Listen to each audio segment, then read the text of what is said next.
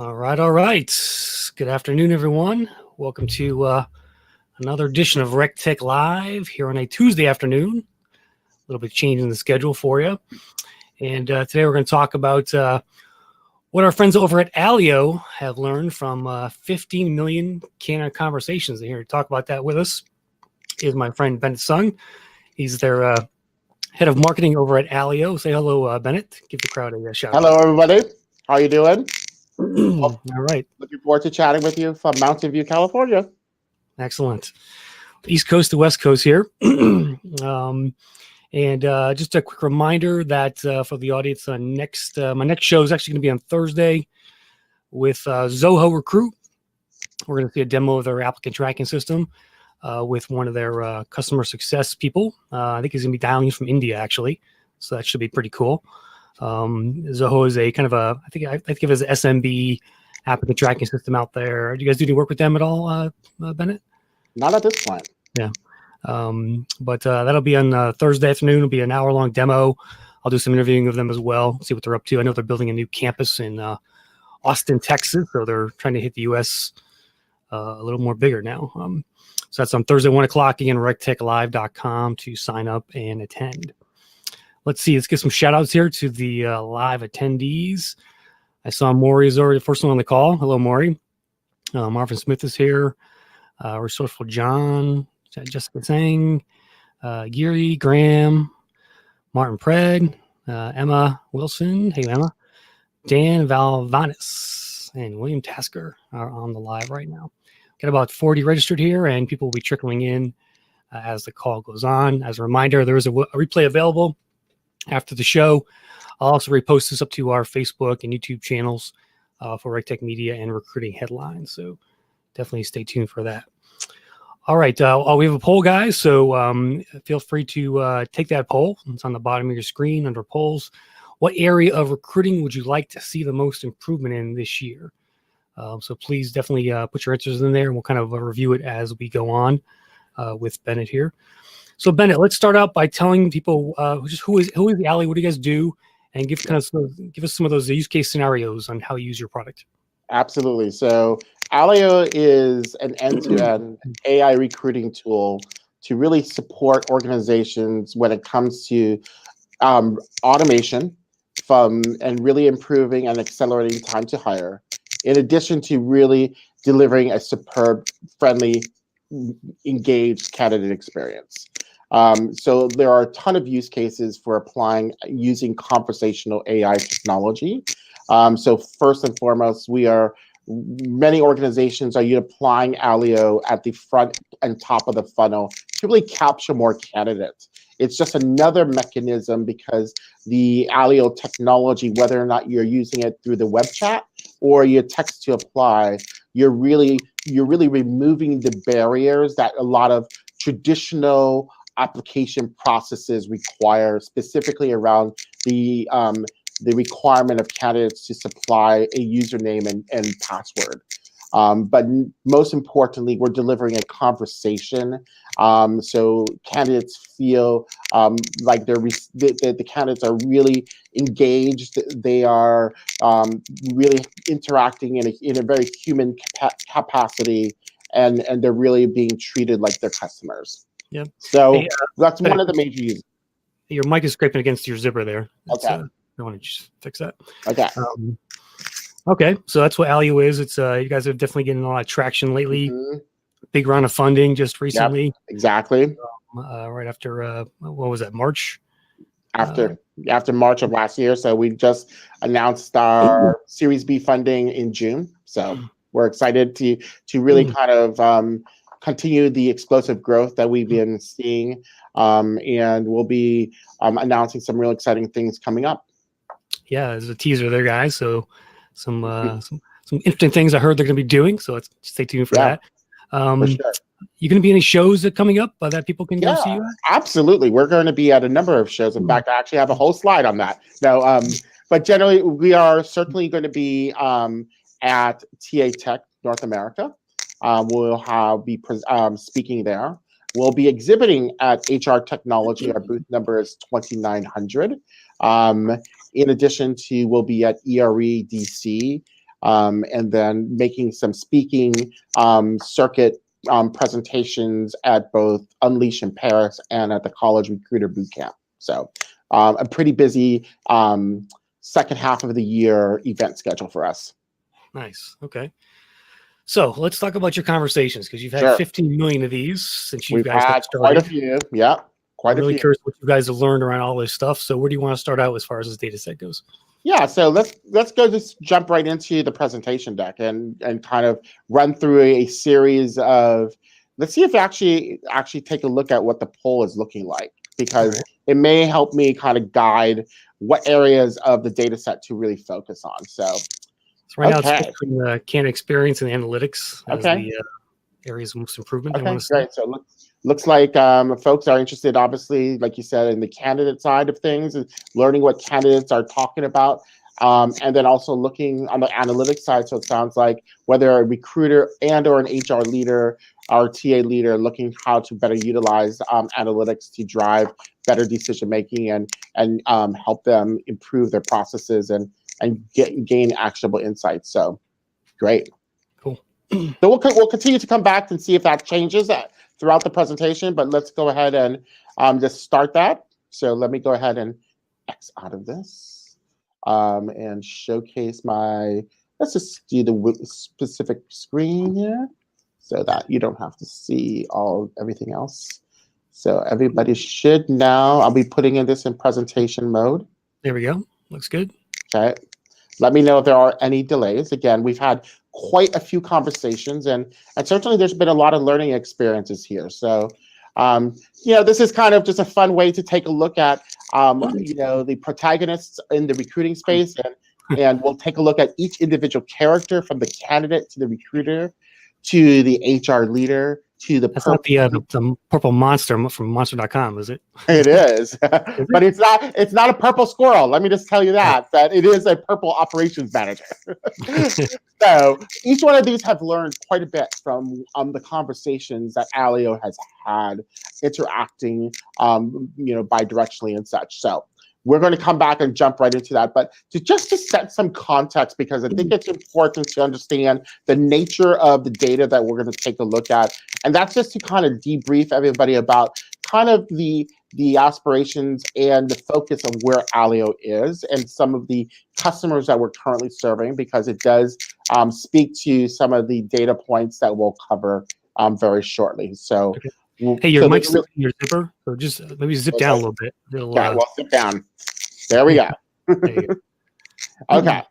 So again, we'll take a look. There's really three parts to today's presentation. One is just to give you, again, a quick overview of AllyO and the solution that we're offering to the market today. And then we'll get right into the nitty-gritty and the meaty part of today's presentation, and that is all of the insights we've gathered over the past couple years.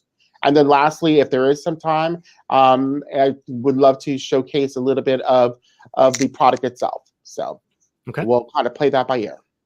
Nonetheless, so again, two major questions that we always ask ourselves and how we started this company. First and foremost, what should AI solve in recruiting? And secondly, and equally as important, who should AI help in recruiting? And this really kind of serves not only as our mission in AllyO, but it actually serves as a great mechanism and kind of guardrail for organizations who are evaluating AI technologies for the purpose of recruiting or any other facet of HR. First and foremost, our mission in our AllyO is to really make recruiting delightful and efficient for everyone. And by that, we're looking at things like, is the system elegant? Is the system simple and easy to use? Is it, is it quicker and more efficient? And lastly, and really importantly, does it serve all protagonists in the recruiting ecosystem? So again, this is the guardrails for which we have built our organization, as well as we build and serve and take a look at product enhancements. Just for context of kind of what exactly does AllyO and what are the different modules does AllyO serve? And again, as we look across the life cycle of a candidate to applicant and then to employee, we're, again, a digital interactive, intelligent digital assistant platform. Try that where a combination of a candidate-facing experience like a chatbot that you see on a website, or it can be through a mobile text-to-apply experience. And it's built for full cycle recruiting and retention. And so there are many modules that we support across the workflows of hiring, whether or not you are trying to capture more candidates and get them to explore and match them up with job opportunities through doing your traditional screening and assessing, but doing it in a more automated, seamless capacity. And I think probably, interesting enough, this happens to be at every single event I've been to this year, the #1 challenge facing organization, scheduling interviews. Still to date, it is such a big task to take on. And the amount of coordinators put to that single effort that I hear from large enterprise recruiting organizations, it boggles my mind. And I think we're definitely on the path to really supporting a significant portion of the flexible workflow requirements in the interview process. We come back around and begin to take a look at, you have invested in this great applicant tracking system, your CRM for marketing, but in many cases, a lot of those second and third place candidates may not ever hear from you for quite some time, or it's not easy for you to either scale or message them effectively. So we actually we use conversational AI to extract that data and then drop them into a campaign for which we'll then begin to collect information and update their profiles and update their interest levels in hearing about opportunities. So the idea of this talent pool engagement is really a great tool for sourcers and full cycle recruiters alike to really begin to help better engage their candidates in a more modern capacity. So it's just not about sending out a number of emails, but let's mix up the channels of email, text, web chat, right? So you begin to take advantage of some of the marketing practices. And then go ahead. On your apply process, could you walk me through how that happens? I'm about to write a story about mobile apply and how that a lot of ATSs out there basically on mobile, when you click apply and upload your resume, that button is there. You click it, and all you do is really choose a picture from their phone library, which no one has the resume on their phone like that. Right. To me, it's a big barrier as far as that goes. As far as getting mobile applies. But how do you guys handle it? Do you do it any differently? Yeah, we actually, so there's a couple ways that first and foremost we handle the mobile apply. We handle mobile apply in two different ways. One can be simply a redirect that takes them to the job details page on their applicant tracking powered career center, where our web chatbot lives, right? So that web chatbot will pop up and say, "Welcome, Chris. Would love to begin a application process with you. Let's start to investigate and explore opportunities." So in the context of applying to a web chat, there's actually not a context of resume required always, because the resume sometimes, depending upon the workflow requirements of that company, not always there's a resume essentially needed, always, right? The other way that we'll do that is we will begin a recruitment marketing campaign to promote your text to apply number. Text hello to XYZ number. We'll see that example when we get into a product demo, hopefully at the tail end of this presentation. But those are the ways that we handle mobile apply. It's just another two other channels, texting and web chat, that allow you to get into the application process and then be considered by a recruiter faster. That makes sense? Yep. Yeah. Totally. Thanks. Great. So again, the whole idea is to get to the data. So we're going to kind of move through this just to give you some sense of, again, we're here to serve every stakeholder. And then for why AllyO, why employers, my heart just moved up, little PowerPoint stuff. But anyways, the full cycle intelligent assistant, why do people like this? Because we can customize all of their organizational needs. We can tailor those workflows to the finest detail. Secondly, we are a single data source for organizations. So we have a middleware tool that actually has the capability. We have almost 15 active integrations with applicant tracking systems and CRM tools. We're also integrated in with the most common used calendaring systems, because we talked a little bit about scheduling interviews. And the reality is we need to make sure that we have a capability of interfacing with those calendaring systems, whether it's Exchange, 365, the G Suite, and such. So that's tremendously important. But what companies really begin to really recognize is the low change management. We're not here to replace any existing systems. We're here to augment and automate the processes, and thus realize that you're not going to need to go through a significant change management process and requirements to actually get the system up and running. So with that said, again, this is just a quick sample of some of the things that we've been recognized for. Great list of customers. We've been working with a variety of different industries. So we definitely work with staffing agencies. We work with large corporation enterprise companies. We work with smaller software organizations, hourly professional, university recruiting types of opportunities and jobs that we're helping organizations hire into.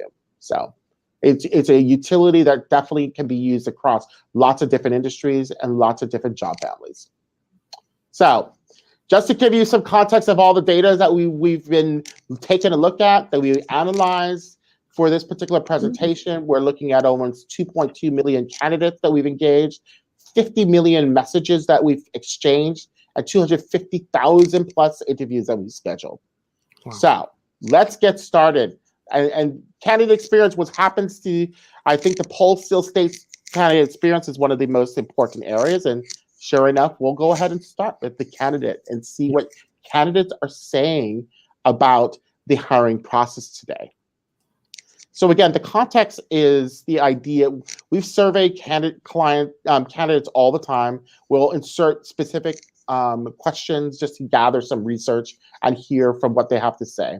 One of the questions we recently started to ask candidates is, what's the best equivalent experience to applying for a job today? Any guess of what you think candidates would associate applying for a job to?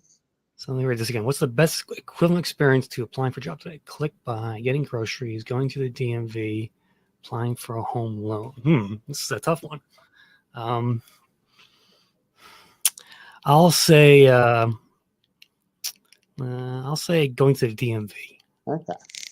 Close. I think I would have chosen that myself as well, but interesting enough, applying for a home loan. Again, they just very similar experiences, lots of forms to fill out, lots of lack of response, not a lot of clarity. So candidates, we're going to learn a lot about what candidates have to say. So that was one of the first interesting data points that we come across. And, I think this is one of the telltale signs about the importance of this digital assistant technology of today. And that is, what percentage of applicant conversations happen outside of business hours?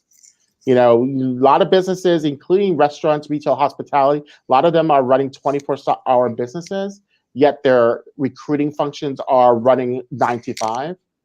You know how many conversations we're having because we're sitting 24 hours, 7 days a week, 365 days?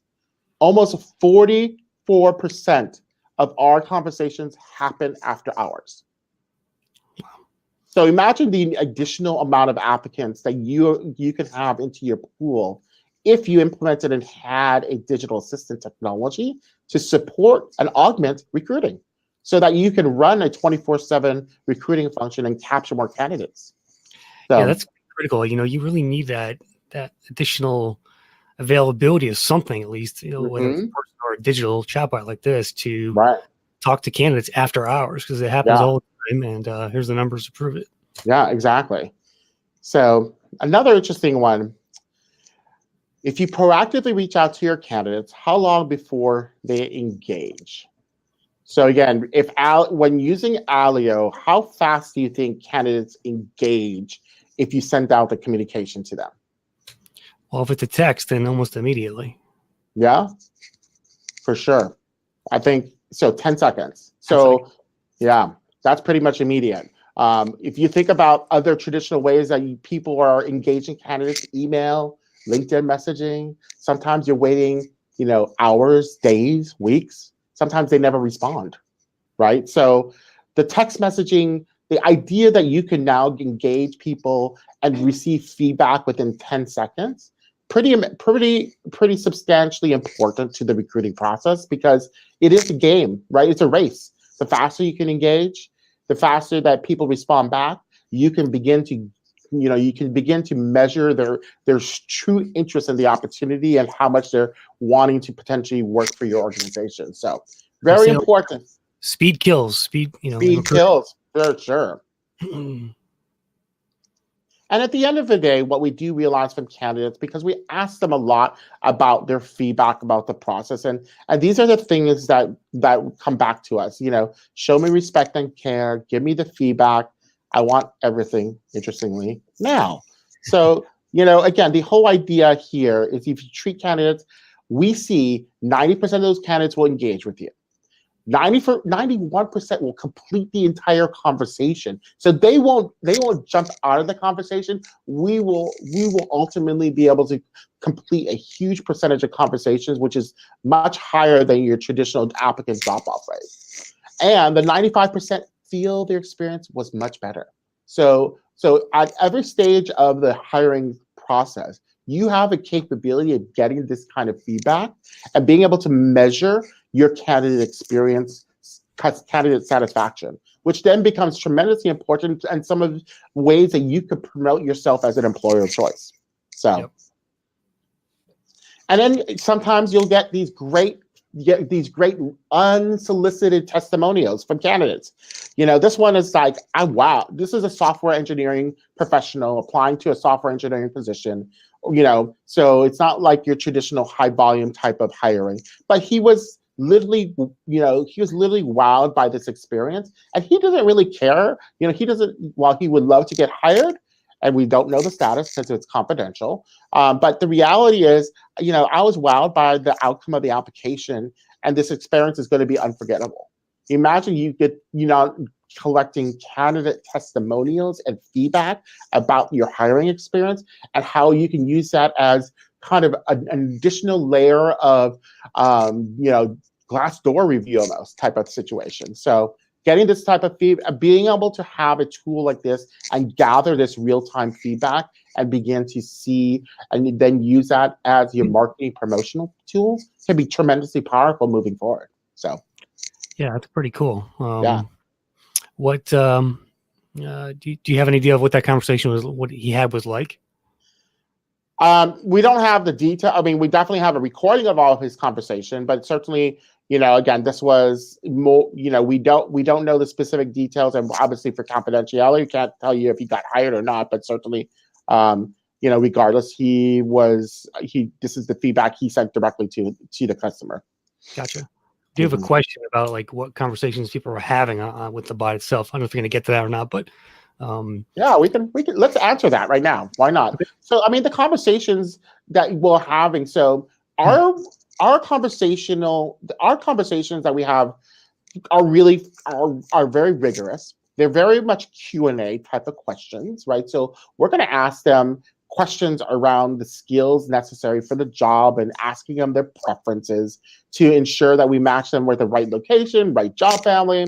We're going to then begin to understand their skill sets.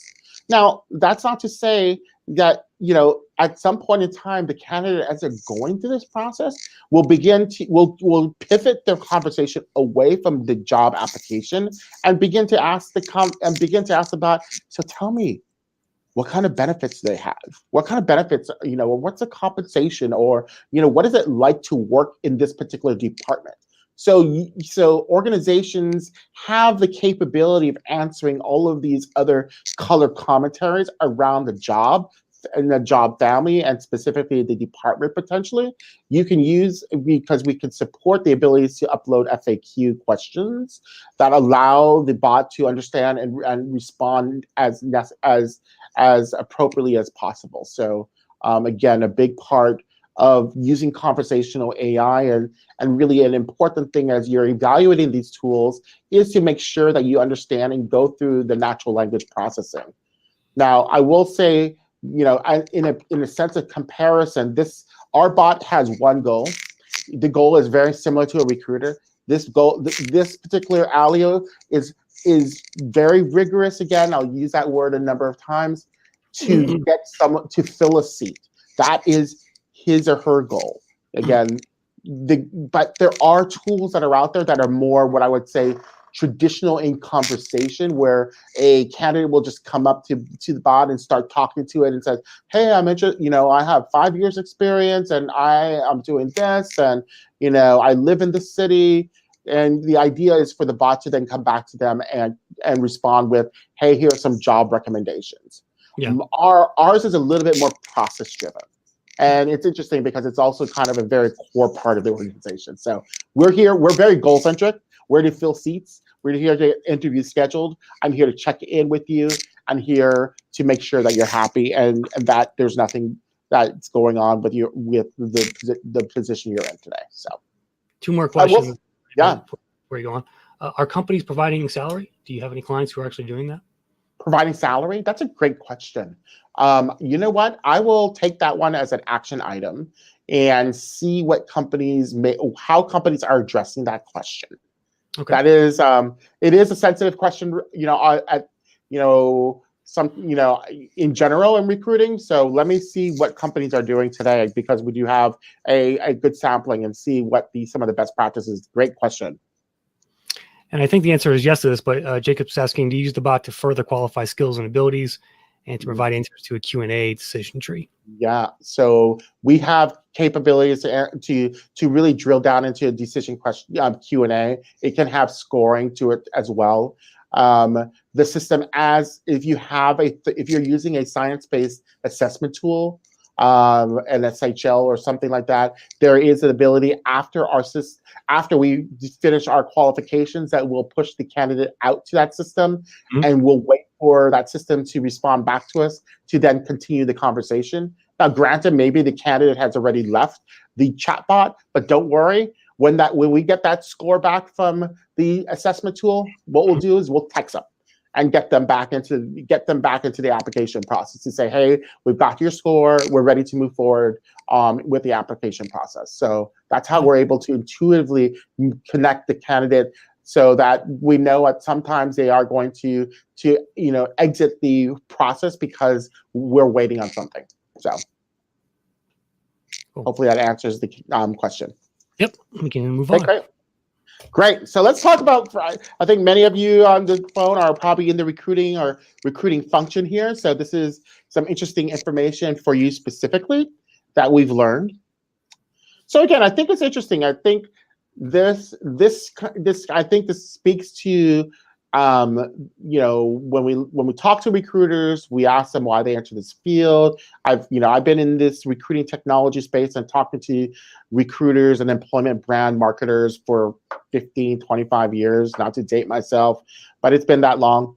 I would say, a lot of recruiters are very passionate about helping people. They're looking to help help get people's careers going and get them internally mobilized in an organization.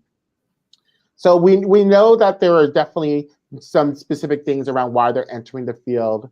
If there was another 1 hour extra, what are they going to do to spend the day? They hope to be able to talk to more candidates, is usually the response that we get.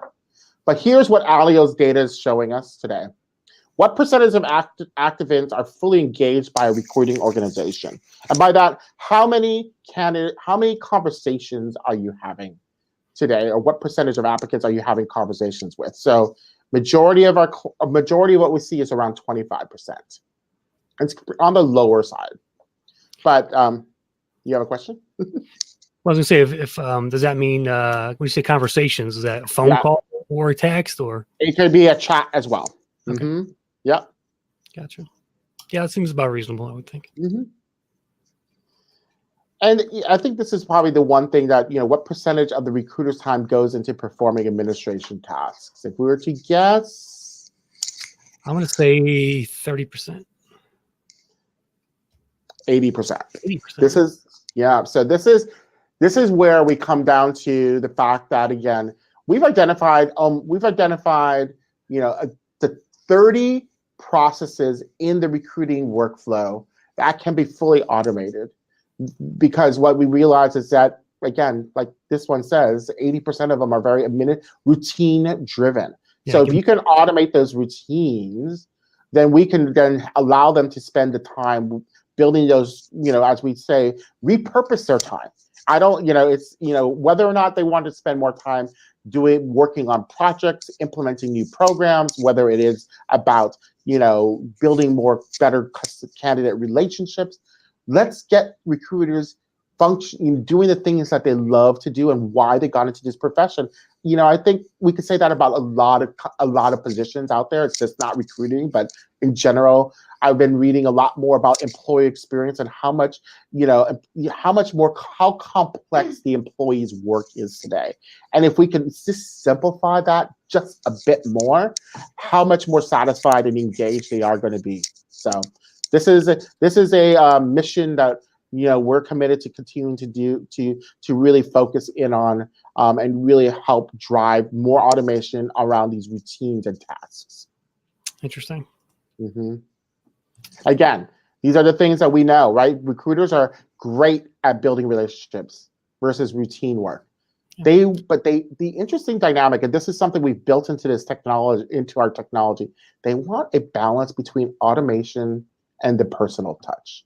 I think there's a really important factor is automation only, human only, never win. It's always a combination of automation plus humans that we believe are going to be the most successful combination. So within our technology, there's a lot of communication, a lot of engagement that's automated. But there is also capability to engage in a one-to-one text messaging conversation. So if you wanted to, if you were just on the cusp of wanting to schedule this candidate for an interview, yet you had a few questions that you wanted answered as an affirmation, you can actually respond back to the candidate directly from the system with a one-to-one email, one-to-one text message. And you'll then begin that text messaging kind of a conversation that, again, allows you to be personal, to ask those additional questions. And then you can just add them right back into the automation workflow. So you can then, once you've got that confirmation, great, tell the system, now schedule this person for an interview.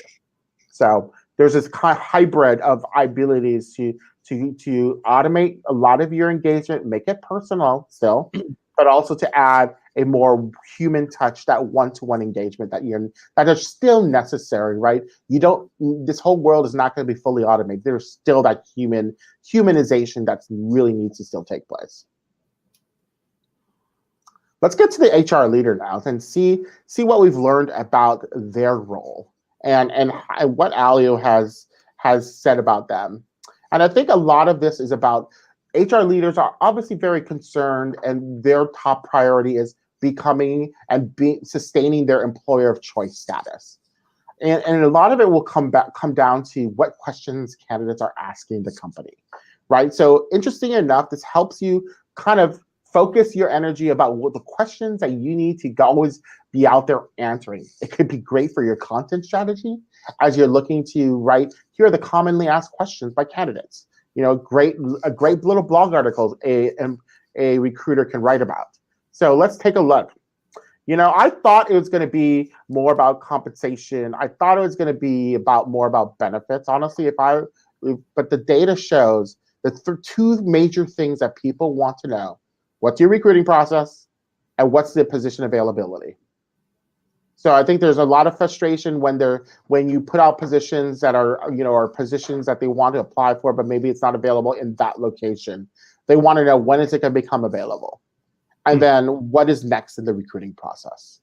So these are the things we get asked a lot, because again, they can inject into the recruiting process and ask these questions at any time. And so these are the categories that we've captured the most. Yeah. Are you seeing more of your clients add more data to that recruiting process information that they push out there? Traditionally, Yeah. it's kind of been very unknown at a lot of companies, but yeah, we're beginning to see companies add to their FAQ and be a lot more transparent about what's next.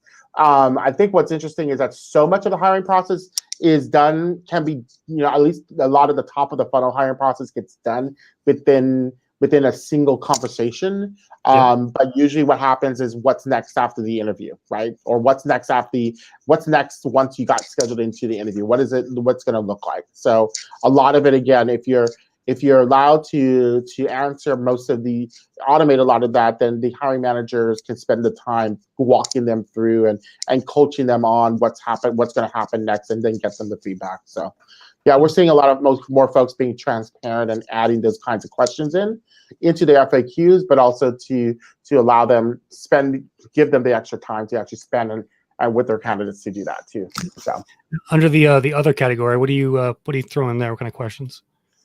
There's a lot of different things that candidates, they'll ask everything, the holidays, the PTOs, a lot of, they'll ask all those types of random things. I mean, I'll have to see, what the laundry list looks like, and maybe I'll publish a blog about what that other category looks like. It's probably pretty interesting. Yeah. But, there wasn't any really strong consistency, obviously, but it still makes up a big part of the other of the options here. So, Right question. This is the most interesting one. I think it's like, how often candidates show up for interviews and are not interviewed? This is a tricky question. How often do candidates show up for the interview but are not interviewed? This actually happens more often than you think. 12% candidates that show up are not interviewed. So why are they not? Doors and they don't get an interview? Yeah, they're there, but they don't get an interview. But why is that? What is it? What's the reason behind them not being interviewed? Be a scheduling mix-up or something. Sometimes it's that. So this is a pretty interesting one, and this actually is pretty staggering. That this is actually the primary reason. The interviewer didn't show up for the call.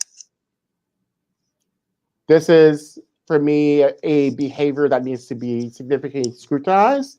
But this shocked me significantly as someone who's been obviously, I have not personally experienced this, but this is the fact that an interviewer did not show up for a scheduled interview, and it happens at this rate.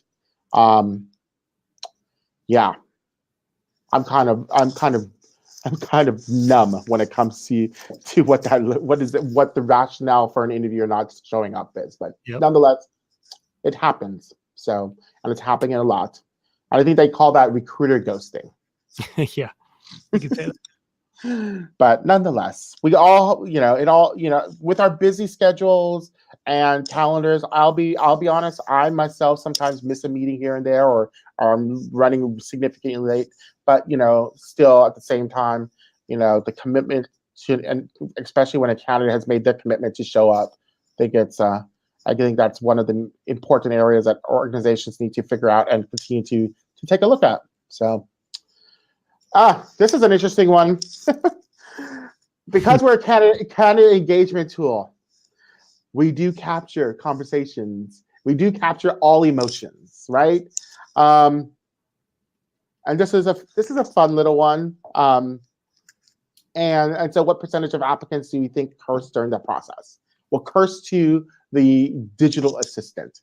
Again, thinking that, they don't probably normally talk this way to a in-person recruiter. Yep. 3%. 3%. So imagine that's a lot of cursing. Even it sounds like a little small percentage, but if you think if we had 2.2 million candidates and 3% of them cursed in a professional setting and a professional conversation, it's interesting that even goes on. But the fact that we've captured and see any percentage, yeah, it's a lot of people. I think there is obviously an abundance of frustration with hiring that candidates probably have kind of, you know, within them, that it probably comes out to why they may curse.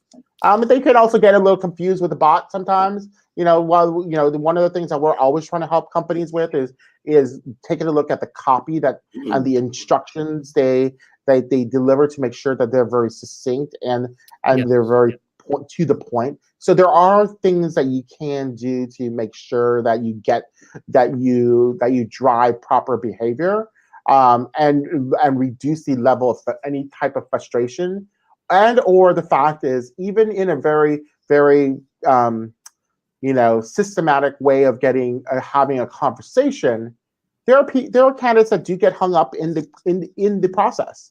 And so, one of the areas that we have a team who constantly monitoring those that get hung up, and it's significantly less percentage now that we add as we continue to add more informed copy, that we have more, that our natural language processing is understanding the conversation much better now than they had when we first deployed AllyO. So we're constantly making improvements in that.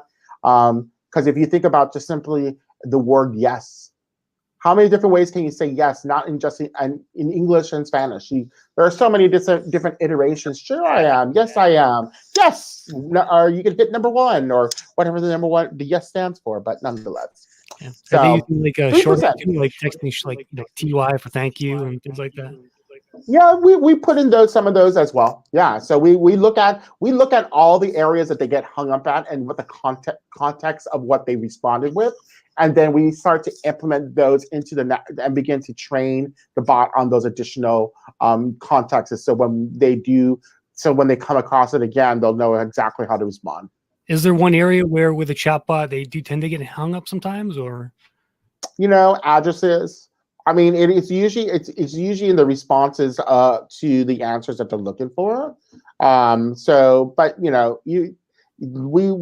have, I would say, addresses and responses of like yes or no happen to, because we get all iterations of yes and no, not just yes or no. It's not like the IVR tool. So typing in the address information, a lot of people type those in very differently. So sometimes the interpretation of what's a zip code, what's a state, what's a country, what's the address itself, that can hang up the bot very quickly. Right. So we do have an entire blog just on how to effectively test the natural language processing of an AI system. So it's a really informative tool that you can go in and certainly take a look at. So interesting. Yeah.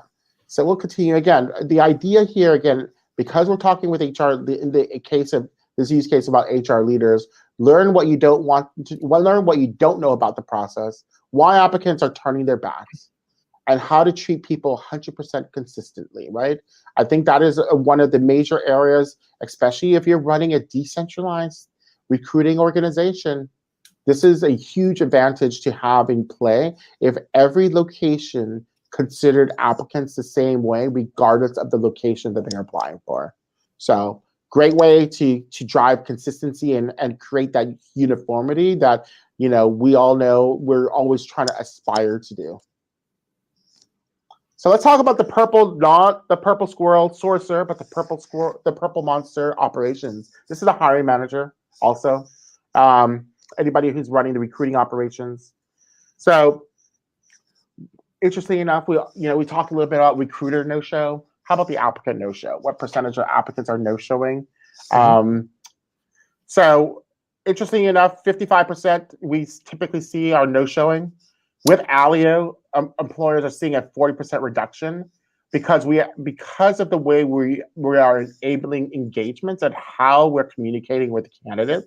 That those additional reminders, those additional texts are tremendously beneficial to ensure that the candidates are coming to coming to the scheduled appointment. So Really important and a really great another advantage of candidate engagement tools like a recruiting chatbot is because you can actually begin to curb a little bit of the candidate no-show. Out of sight, out of mind, and not reminded. Or I don't use email. Guess what? They may not show up and more frequently than you think. So this is proof that it's important to ping them in the device that they prefer to be communicated in. So. Yeah. So do you think that Jacob's asking, digging into that no-show improvement that you guys can give your clients, is that purely based on just the engagement with the chatbot and the constant reminders? Yeah, it's a big attribution is that constant engagement, but also it's also the affirmation about about the action they've just taken. So sometimes companies have put in copy that didn't really affirm that a interview has been scheduled, but just says put a little bit more, put that language that a little bit more vague. Yep. Then when we actually A/B tested the vague language with a very more affirmative statement saying you are now scheduled to be interviewed with this hiring manager on this day on this time, we actually see different improvements in the no-show rates. So it's a hybrid of the reminders and how you're communicating. Nice. It has impacts. Yep. It's a fun thing. I love this type of technology because it's like in my role in marketing, it's always about A/B testing. There's so many things that you can kind of swap in and out and figure out how you can get a better response. Yeah. This is an interesting trend about employee happiness within the first 30 days. So this is an aggregate of client data we've accumulated. What I think the most important thing to take from this graph is how steeply, that happiness lasts for a very short time. And you see here that in a very quick amount of time, 10 days, their sentiment is already depleting. That is staggering. For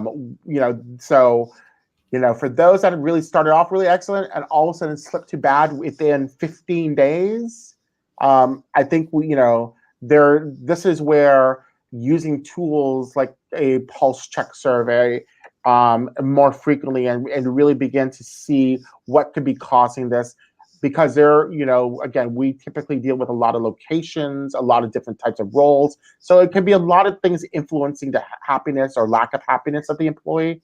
But I think what this provides HR and TA leaders is the data, right? I think we all realize that there are certain industries we all fall into that attrition is going to be, is an industry norm and sometimes excessive in certain industries. But the reality is, even if you try to curb it 1 or 2%, it's going to be a huge impact back on recruiting. Yep. In a positive way.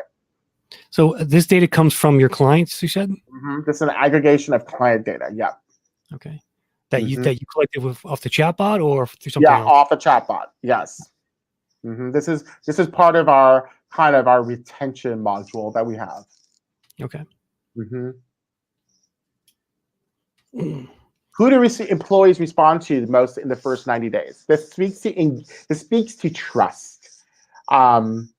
So now that I became an employee, I got hired by AllyO. Now I'm an employee. Interesting enough, because when we run our retention, we also are tapping into folks who've never been exposed to AllyO.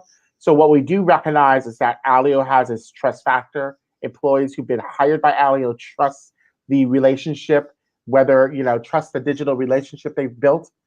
And this is and the result is that we tend to get a 2x higher industry response rate when it comes to going out and asking them for feedback. So it's really important. There's this continuity that will continue to research and hypothesize about the role AllyO plays in improving engagement and the engagement speed and rates. So operations managers, ideally we want to help them spend time wisely, minimize impact on revenue. And so, some of the things that we'll continue to do is to deliver to them a chart that shows them what actually is happening, how fast they are hiring and interviewing, and such. So again, so that's kind of covers the 4 protagonists of recruiting and some of the interesting data that we've collected. Nice, man. Yeah. Any other questions that have come in yet, Chris? I think so. If you want to show a demo or something, feel free. We got about 10 minutes left. So okay, cool. So let's walk through. So I'm going to start off as the candidate. So we're working with. I'm not sure if many of you have encountered the wonderful Mike Batman Cohen, but his company Wayne Technologies as a staffing agency. We've been working with him. So he's allowed me to use his test environment here. So this is an experience. So let me kind of just start from the very beginning. Again, the chatbot can come in the couple flavors. It can be a web chatbot, and can also be. This is also a mobile chatbot. You can also have a text to apply number. So let's just kind of walk through a simple experience of trying to get hired into Wayne Technology as an automation engineer. So we're going to do a little bit of professional job. So we'll go ahead and begin to say, sure, I'm ready. Again, one of the things that you have when you play with these chatbots is test all different iterations of how you would respond normally, right? The whole concept here is this idea of being human, right? So it's not about this kind of robotic press 1, press 2, or like how the old IVR technologies were, right? So I'm gonna try to get. Well, I'm going to be my coworker Emma, who happens to be on this conversation, and we're going to use her information just to kind of get us through this. So again, the first kind of iteration is to kind of explore job opportunities, right? So there's a lot of different ways you could present job opportunities. We can start off with a location. You could start off with a job family. A lot of flexibility here. So for purposes of what we wanted to get done, here are the different jobs that are available. So let's check out this, automation vehicle engineer. This happens to be the autonomous one. Wonder who they're working for. And then once you match the job and their locations, again, this is kind of the rigorness of this conversation, but certainly the conversations could take on a flavor of their own. I can inject and add, questions around benefits and such, but for purposes of the way this demo has been set up, they don't have a lot of FAQ questions yet injected in here. They just want to get people applying for the position. So we'll go ahead and certainly, get through and address this. What's your degree in? Let's say electrical. So it can, again, be a combination of what we'll begin to take a look at here. Reply, all 5 years. Are you? Yes, I'm a resident. I understand I am. Just lots of experience. Create like a mini profile. Yeah, we'll just put a very simple profile, computer languages, Python, Perl, C++, that still exists. And then we'll just say, so I happen to know the answer for this one. There's also ways to knock people out, so we could respond for a knockout question, and then the system is always prompted to always ask you, let's check out other opportunities that may have your skill sets. So the idea is not just to apply for one position. Our goal is to get you interviewed for one position, but if we don't find you a position, we're going to go. If you don't qualify, we're going to try to find you another position. Yep. So you're able to commute? Yes, I am. Awesome. Now I need a job. Cool. So I qualified. So let's just put in Emma. Oh, then the system. So interesting enough, the system's natural language processing knows the context of what it means to have a full legal name. So we'll just put Emma W. Great. We'll put Emma's email.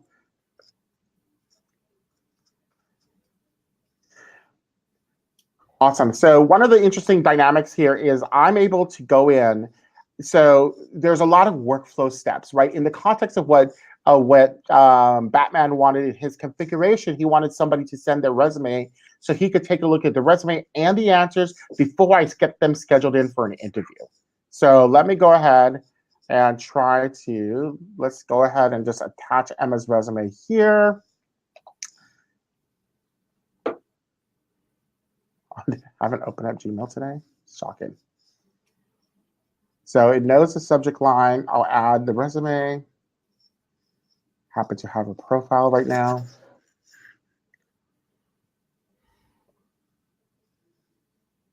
We can also begin to take a look at what it's beginning to look like in the dashboard here. So this is the recruiter dashboard. So recruiters, hiring managers will come in here to take a look at things. So we see here Emma right here and her profile. Guess what? They received, she has a status of being screened. Well, let's go ahead and, let's say hi to Emma right now and send a wonderful chat to her. I have a question. See how this all so this is the one-to-one communication, right? So we've entered a module within the hiring system that now allows me to directly chat with Emma through text. So, I'm sure she's sitting in trying to text back.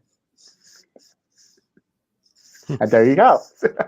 So real-time chatting and connections, right? Just happens to be she responded quicker than the 10 seconds. Yeah. But again, the idea is you're going to push out. You can also use the same idea of text chatting and such to go ahead and do it in a more bulk capacity. So, yep.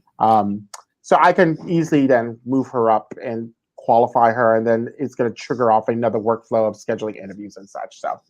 So that's kind of a quick summary of a quick understanding of the workflow.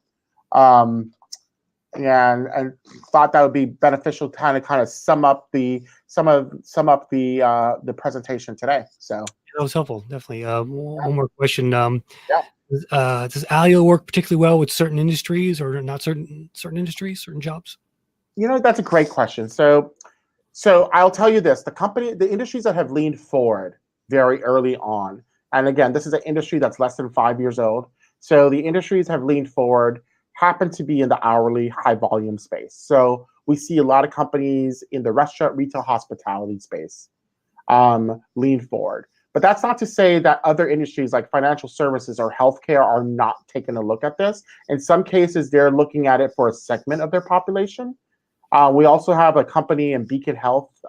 They actually used us because they wanted to demonstrate their innovation and showcase that as part of their employment value proposition, that they're an innovative healthcare organization. So using this type of technology gets them there.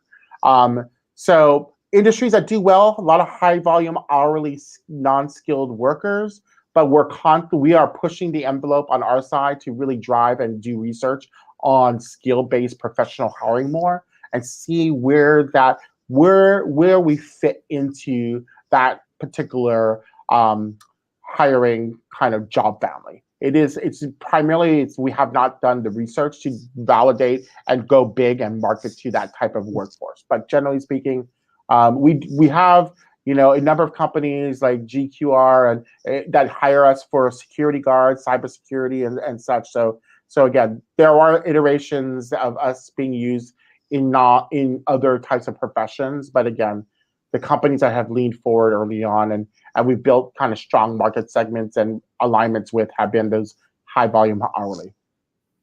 Nice. Yeah. So well, we're about out of time, Bennett, but learned a lot today. A lot of good numbers there. All that data. Great. I hope the audience did as well. Great. I guess we'll see you around the show floor at some of these next conferences. Well, let's see here. TA Tech, September, Austin. Yeah. I'll be in Vegas. I'll see you there. Maybe even ERE too. Right. So we'll have a lot to talk about further on. Again, we're we are beginning to branch off into the human capital management space. So we are going to apply conversational AI to a lot of new areas across the HR spectrum. So a big part of what we want to be able to do is take our learning lessons of using conversation and help build a tremendous employee experience within organizations as well now. So that's Awesome. a little secret. I'm ready with that news. Send it over, and I'll help spread the word for you. So. That's it. Absolutely. Appreciate it, Chris. All right, Bennett. Appreciate your time, and everybody for tuning in. And see you on Thursday. Take care. Take care.